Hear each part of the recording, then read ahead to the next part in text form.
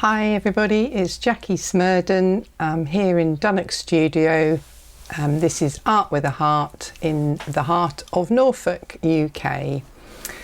So I asked a few people if they could think of one word to describe my art, and the answer I was given was colourful. So I thought it would be a really interesting video to make about colour, and in particular the colour wheel. So this sort of thing, which this is a big one because I obviously do workshops, so it helps for people to see.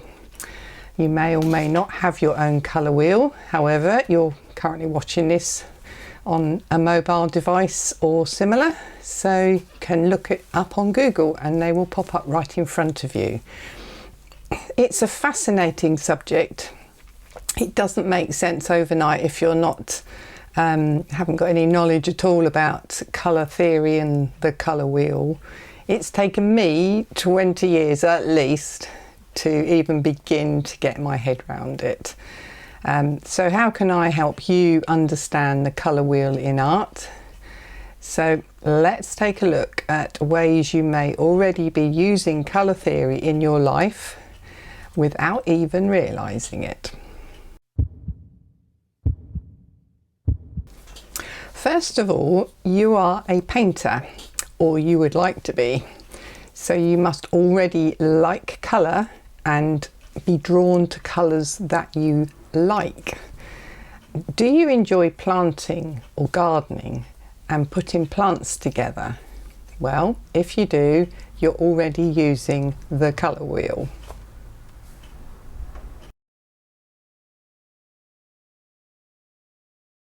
Yes, we've got our colours we work with today, and we use the colour wheel to help work out how to mix colours and how to choose colours. And so you can have choices when you're going to do a painting using one of these, or painting your own, which we will do later. So you can have harmonious colours, which for instance could be down all on one side of the wheel. So you might have a lavender field.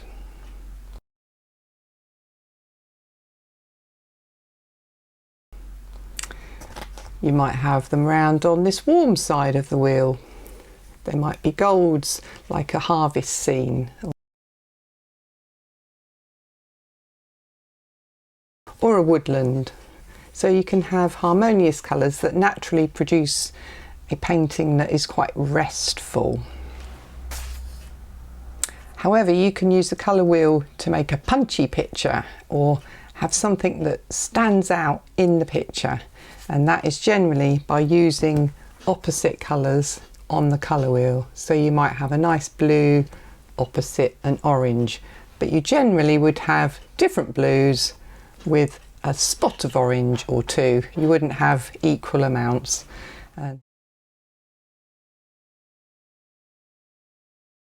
And that's complementary colours, which are really quite interesting. There's all sorts of other things.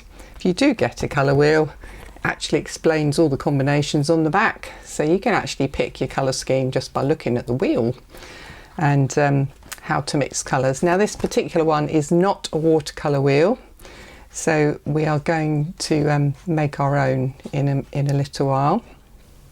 So other people that might use colour theory could be hairdressers who mix colours to put on people's hair. They have to understand how the dye will interact with the colour already on somebody's hair. As you can see, mine is amazingly dyed beautifully. It's just me. So you like other artists' paintings. They might be contemporary artists or historical artists, and you might be really impressed by a colour scheme you see on another painting. So when I go out to museums or galleries, I tend to pick up things like postcards, as you can see up here, and maybe greetings cards. Now I might use those to make a study of the painting, which is obviously a copy with my interpretation. However, more interestingly is to choose similar colours to the pictures that you like or you're drawn to and create your own image. That's really quite a nice thing to do.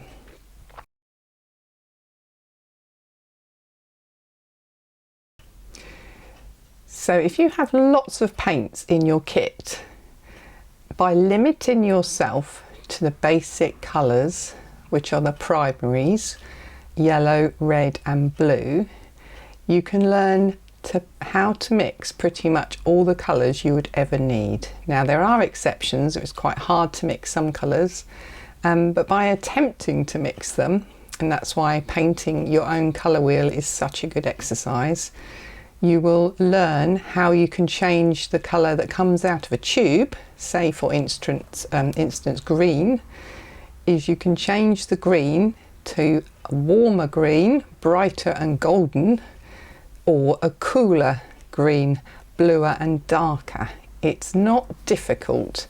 Unless you've attempted it, you might be a little bit stumped when you're trying to think how to change your colour that you've got in front of you.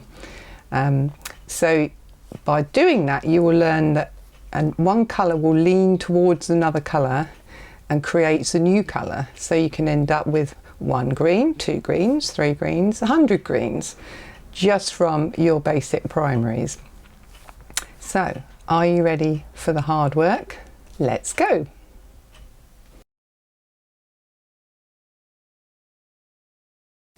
So let's see how we get on, and I think it's easy if you have a palette that sort of matches how you're going to mix your paints. So this is a lovely flower palette, so I thought we'd try do a flower wheel rather than the standard wheel which we've had a look at earlier.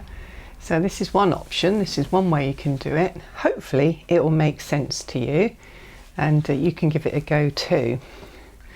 So each time you mix a colour, you want to make sure you've got a clean brush and clean colours in here. Now because these are the primaries, yellow, red and blue, I'm going to start with the lightest primary, and I'm going to literally paint over the first large circle, and there we go, I've already put some. There we go. So you just paint in the whole of that circle. You'll soon find out if you've got enough paint. I've done this one quite large so you can see where I'm going. Messy, look at me dropping paint everywhere already. Now I'm definitely not going to have enough yellow for the next stage, but that's got me through that one. Mop up my yellow that's escaped. So there's the yellow, which matches the top of my palette.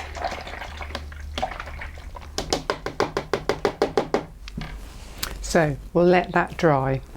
How did I do the shape that we're painting and filling in? Well, I used a large white plate for the main circle, and then I used the bowl upside down to put 6 circles. So I did 3 this way, then I span the paper around and did 3 on top.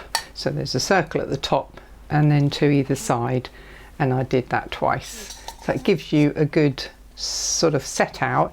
Please don't worry about getting this accurate, it's not a mathematical equation.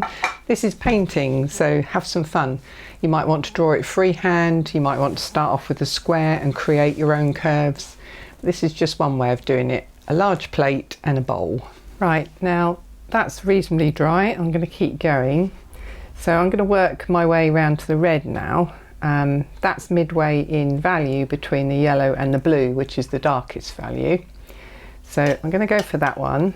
Now it really doesn't matter which side of the wheel you put this on, but I'm going to stick with the 3 that I've got here in the same layout. It's got one circle here, there's another one, so I'm going to skip one and go to the next one. So this one is currently just plain red, as you'll see. This is just cadmium red. The previous one was cadmium yellow. I've purposely gone for very basic bright primaries. You can do this with the other reds and blues, but that's a good way to experiment to see what different mixes you get. So let's get this on. Am I going to have enough paint? This is the question. So I'm being super careful here, I don't know why. Let's move some of this over here. Try and fill this all up. Right, now what is going to happen, do you think, when I get to this overlap? Pretty sure you already know. I'm just going to try and pick this all up, and then we're going to go right over. We're glazing now. This is glazing the yellow underneath. Try not to rub or fiddle with it too much because it will lift the yellow. And there, we're done. So without trying too hard, we've made our first secondary colour, which is orange, which is a mixture of red and yellow. So we'll now let this one dry. Okay, now we're moving on to the blue. So this is an ultramarine blue, which is pretty standard in most people's sets, even sets that the colour hasn't got any information on. Is quite likely to be some sort of ultramarine blue. So let's see what happens. So here we go, around this circle. Immediately you see that this blue tends to make patterns on the paper, unlike the yellow and red. Even if you're not doing colour theory, you learn loads about how the paints behave by painting them in swatches like this, big swatches, painting them exactly the same way, but the paints behave very differently. So the yellow has very little granulation. There's not really any patterning in the yellow, and compared that to this blue, which is full of pattern, and that's just the way the pigment is settling into the paper. So there's our blue in all its lovely, beautiful glory. Let's just fill that in. So, okay, now we're going to do what we did before, but we're going to have two colours here. So we're going to overlap with the red, and we're going to overlap with the yellow, but also we're going to overlap with the orange. So let's see what happens. So blue over yellow is going to produce some sort of green, and then we've got blue over red, which, although cadmium red doesn't produce the best violets, you can see there's a violet colour there. Got a little bit of pigment stuck in my brush there. So there we go, let's touch that bit in there. So where it's covered the orange, it's gone, well, it's gone strange sort of grey colour. Now once that's dry we'll have another look at that, but we're going to keep adding to that. But what you've got there is you've got orange underneath the blue, so essentially you've got yellow, red, which made the orange, and blue. So that means you've got all three pigments together, and if you keep adding colours together, pigment colours, you are heading towards grey or black in pure form, but it's very difficult to make an exact black. However, that's a grey there that you can see right in the middle. So it's fascinating doing this. Well, I think it's fascinating. Hopefully you'll be finding it very useful too. So let that dry as well. Now for all of the next wells, we're going to mix the secondary colours that we mixed on the paper. So we're going to mix an orange with yellow and red, a violet with blue and red, and a green with blue and yellow into these, and then we're going to fill in the circles that correspond with them on here. So we're going to get lots more overlap, but so essentially what you've mixed on the paper here as an orange is exactly what you do to mix your orange here, but bear in mind when you're mixing it in the palette and not on the paper, you need a lot less red than you do than you do the yellow. So you just have to take a little bit at a time and see how much you need. My orange has picked up a little bit of blue, slightly contaminated, so that's quite a deep orange. Might need a little bit more yellow in there. Let's pick some of that up. Pick up a little bit of clean yellow. There we go. Into there, and then drop that in there. Right, let's see what that looks like. So I'm going to fill in the whole circle here. So I've mixed my very own secondary colour, which is orange, in the palette. We've already mixed ourselves on the paper, like so. Just keep going. You're going to overlap with green, and you're going to overlap slightly with violet. This isn't exact flower, but it's going to be close enough for what we're trying to explore here. So I've just added orange on top of that grey that was in the middle. Going to keep coming back to the grey in the middle. There we go, and that's the orange.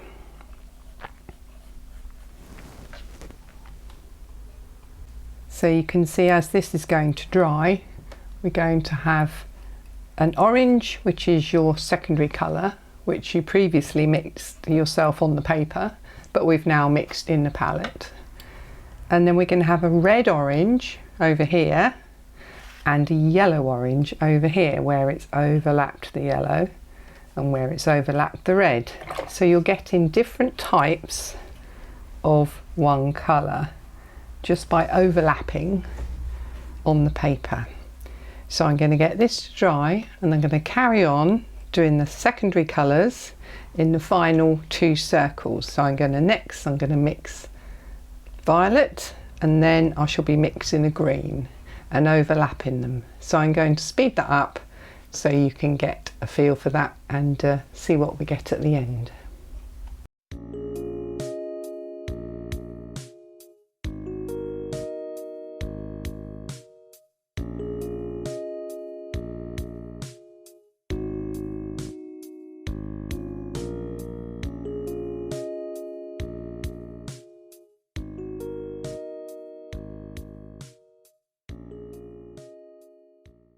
So we've got all the colours onto here now that we're going to do.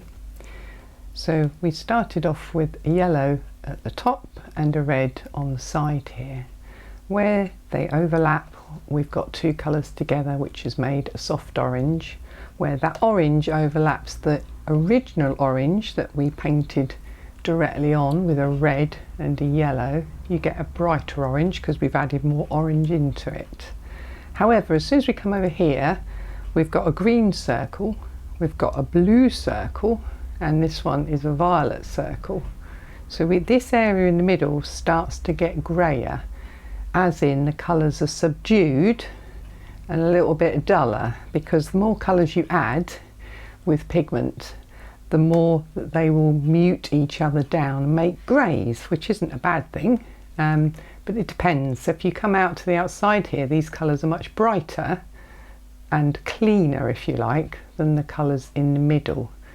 So what that teaches you is the more colours you mix together on your picture, the more likely it is to be dulled down. So it could be a lovely, really nice picture of greys and wintry scene, etc. But if you don't want that, you want bright punchy colours, you need to keep your colours as simple as you possibly can. So that gives you an idea of how to do that. So taking what you've just learnt, you've taken three primary colours, red, yellow and blue, and you have made your secondaries green, orange and violet colour. This one is a muddy violet because cadmium red doesn't really make a nice violet, but you get the idea. It gives you a nice sort of lovely shadowy colour, that one. So If you can do this on the paper, that's glazing. You're glazing one colour over another. However, now you know how to do this, you can then go, as we did here, we've got this green circle, and we've got a bright green circle where we glaze the green back over the top of green, so it really is a lot punchier. But we've also added green to the yellow, which is where we start. So we've now got a yellow green and a blue green. That's a tertiary colour. So if I've got a green here, which doesn't look green on the picture there, but it is, I want to make it darker or bluer, I just add a little bit of blue into it until I get the colour I want. So essentially I'm taking this green and adding blue and getting a bluer green. Equally, I could do the opposite and add yellow to make a yellow green. And you can then adjust your greens being the colour that most people seem to worry about.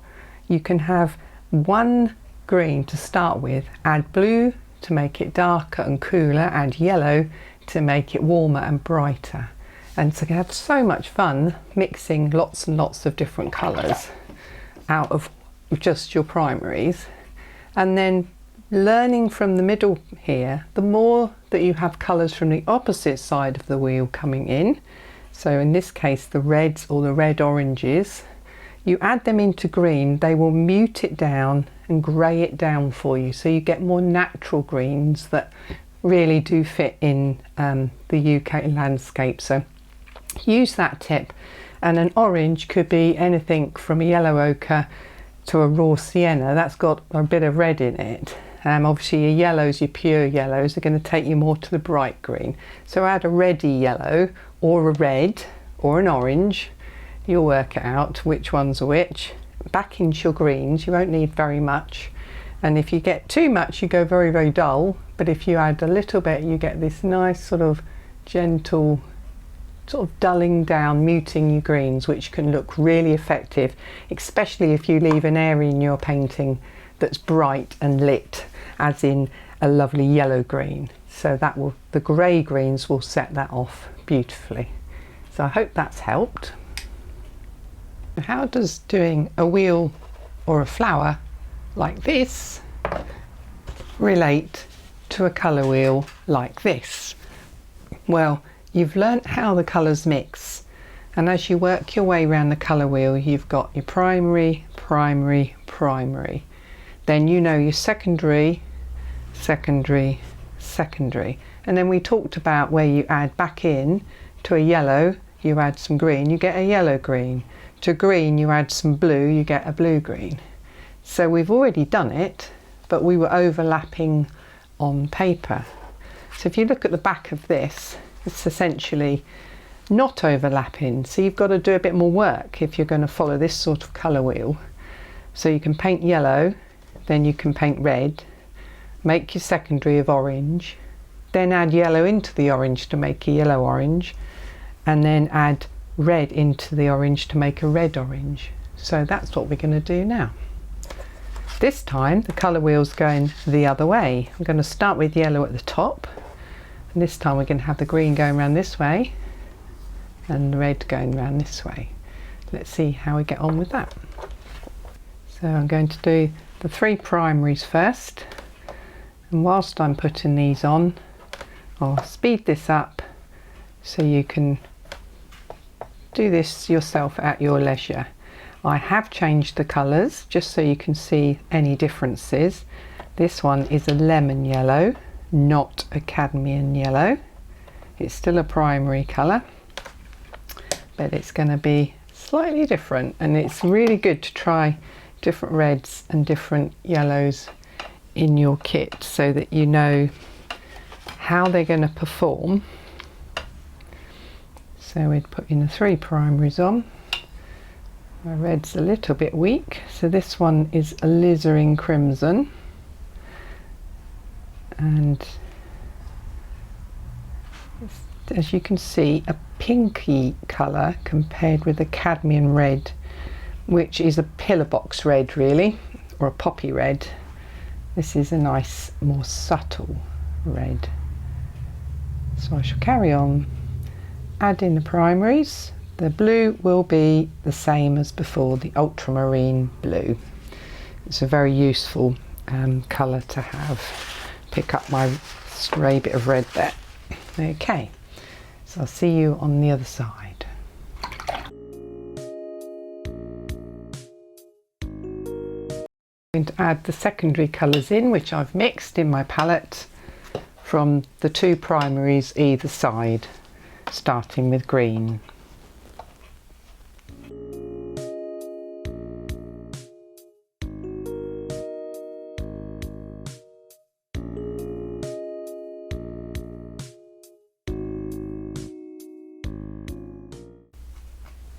So now I've painted in the secondary colours. We've got a green, an orange and a violet. Now for me the violet is much better using alizarin crimson and ultramarine blue. Much nicer colour, and it's done some beautiful separation here, granulation on the paper. And this is just a simple cold pressed paper. The orange is not as vibrant as before because lemon yellow has gone with alizarin crimson, which is a much softer orange, so not quite as vibrant as cadmium red and cadmium yellow would be. The green is much more summery green. The lemon yellow works well with the ultramarine blue, so it's good for very bright greens, etc. So they've all been added on as with using the palette idea. So we've done 1, 2, 3 primaries, 1, 2, 3 secondaries. So all these tertiary colours that we did earlier by overlapping and overlapping, we've got to somehow get them in. But even with this palette, where do we mix? Well, any palette will do. Absolutely any palette, and this is where you get brave and start learning your colour mixing as you're going along. Any well, you've got to plan which one you're going to paint. You might use a plate, which we used earlier to draw the circle. That's another good way of doing it. So if I pop my plate over here, and we're now going to do the first tertiary colour, which if we look on the colour wheel is yellow green. So there's your green, there's your yellow. So green is the secondary because it's got some blue in it, but we want to make a yellow green. So how do we get from there to there? You know the answer. You add yellow, so you'll be brightening up your green and making a tertiary colour. Obviously there could be hundreds in between, but this is just to give you the idea of you can take it a tiny stage at a time. If you've got infinite patience, all of these little runs could be tiny lines here, and you could just incrementally add yellow in. But this is how most colour wheels are. You've got a section between green and yellow. So I'll go ahead and do that. But in order to do that, I've got to lift colour out of my back to the green, which we previously mixed with blue and yellow. And this is where you have to be confident in your own abilities to do this. You can do this. And try different yellows, different blues, different reds, try different combinations. So I'm going to add the yellow in out of my pure yellow, which is from here, and then mix the two together. You get a really vibrant green there. If you don't think it's vibrant enough, add some more yellow in. I'm going to use all that yellow up, so I need some more in a minute. Then you're literally going to paint your tertiary colour in between the yellow and the green. So when you put it on, if you don't think it's yellow enough, this is when you would then add some more in. Got a little bit of a change between the two, so I'm just going to go with it. And this is why using a practice sheet of paper when you're mixing colours is really useful before you put them on your painting, because as soon as you put them on your painting, it's not too late, but it might not work how you want it to. So that's much more yellow than this one is. It will show up a little bit more when it's dry. So I'm going to carry on round the wheel by making tertiary colours. If I'm not sure where I'm going next, I could use the colour wheel, but we're painting our own, so you might not have one of those. So where am I going next? I'm going from a green, which is a secondary, towards the blue, which is a primary. It's not difficult, is it? You add some blue into your original green. So I can't add blue to this one I've just mixed because I've put more yellow in it, so it would end up back in the middle again. So I would probably clean my palette, make some space, put some blue into my green. So I'm going to carry on filling all these in and see how you get on at the end.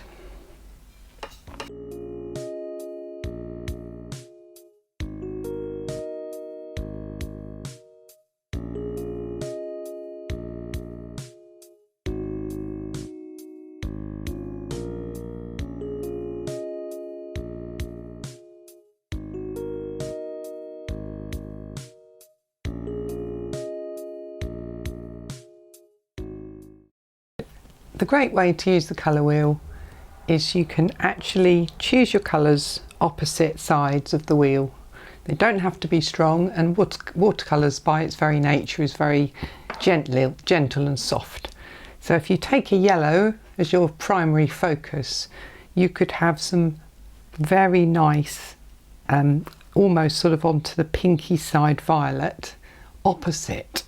So you've got the red, you've got the violet, you've got the red violet. So you could go with either of those or the blue violet. They're all sort of opposite your yellow. So for instance, you could do a yellow flower with a violet background, and that will make that flower pop out. So the opposites are complementary colours, and you can use them right across the colour wheel. So you've got oranges and greens, you've got reds and greens, as we know is one of the obvious ones where you put a red poppy in a green field. You've got beautiful yellows going to oranges and blues and violets. So just take your pick. If you use them all on the same side of the wheel, it's harmonious. So if you did a lavender field, for instance, that I showed you earlier, you could pick these colours. It's a restful picture. Whereas if you want something to pop in a picture, just put a little bit of the other colour in, or a greyed down version like this violet in the background is very greyed down, so it's not bright.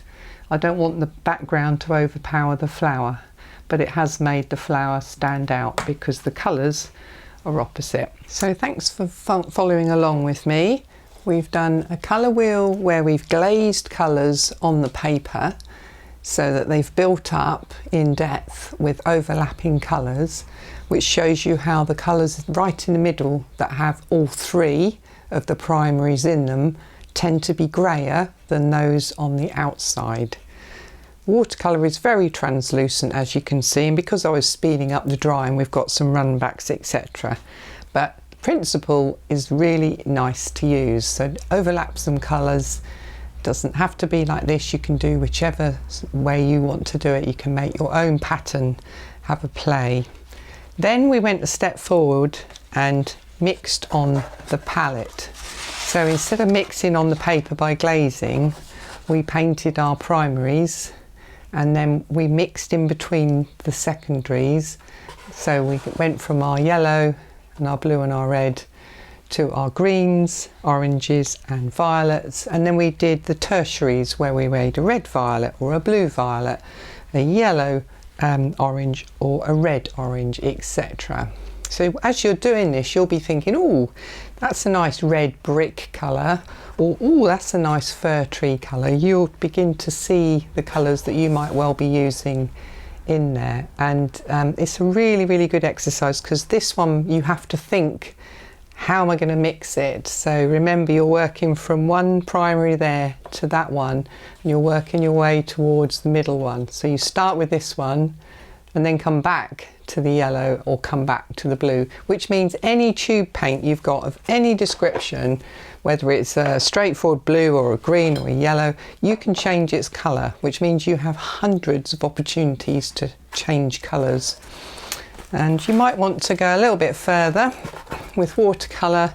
Obviously, the more water you add, the paler it gets. So you can have the outside of your wheel could be your colours that we've just gone through, And as you come to the inside, you can pull the same colour towards the centre, adding more water so that you get that softened, washed out look, which is exactly what watercolour would do if you're grading it up from a very weak tea consistency up to a nice coffee consistency, or single cream up here if you were making your paint a bit thicker.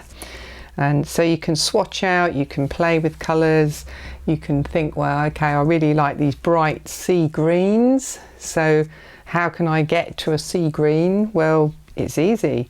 Yellow and blue make green, green and blue make a blue green. So now you know how.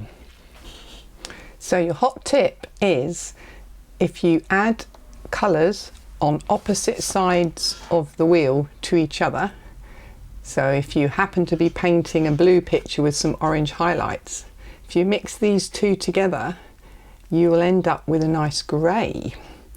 And the blue is a primary, but the orange is a secondary. So you've mixed it with yellow and red. And that in itself creates all primaries in one colour, and that will grey it down. So if you want to make a quick grey, use the colours already on your palette if you're using opposite colours like this. Mixing greys can seem a little bit complicated, and if you're expecting to get a flat grey, it's never going to happen. However, mixing your own greys using opposites on the colour wheel can create some really lovely warm, colourful or cool colourful greys that fit with your painting because you're already using those colours. So here's some that I've mixed. There's the red and green, which is quite a hard one to get right. And then you've moving down where we've got a blue and an orange that I've blended as they've gone along. Then we've got a violet and an orange that meet in the middle to make a much sort of more like you'd expect grey. And then we've got a blue violet and an orange that have made a nice grey. And then a violet and a yellow, which have made a nice grey. Quite hard to get them to blend perfectly, but that's the beauty of it, is you get really lovely effects. But can you see how those colours are all dulled down? They're not bright like the original ones we started with. They're greyed down, and you get this beautiful effect of lovely natural greys, rather than buying one tube of grey and mixing every time you make a grey using that tube. That's fine if that's what you want to do, but why not experiment and grey down some of your colours, see what beautiful natural hues you can create. So what have we learnt? We've learnt that we are already seeing colours all the time and using them in our own unique way. And that's the great thing about colour, is you sometimes can spot an artist just by the colours they use. You think, oh, I know who that person is. So choose your colours. Do not be influenced by what other people's colours are. If you're not feeling those colours, that's fine. You go with the colours you want. So you've painted a colour wheel, you've painted a colour and you've made it warmer or cooler, and you've added its complement, the opposite colour, on the colour wheel to subdue it or grey it down. So you're basically making it less saturated. So well done, you're on the way to becoming a colour expert. Choose your colours from your colour schemes from your wheel and try a 2-colour painting to start. It can be very dramatic if you add a complementary colour in, or very soothing if you keep them harmonious so they're next to each other. Happy painting, and I'll see you all soon. Bye for now.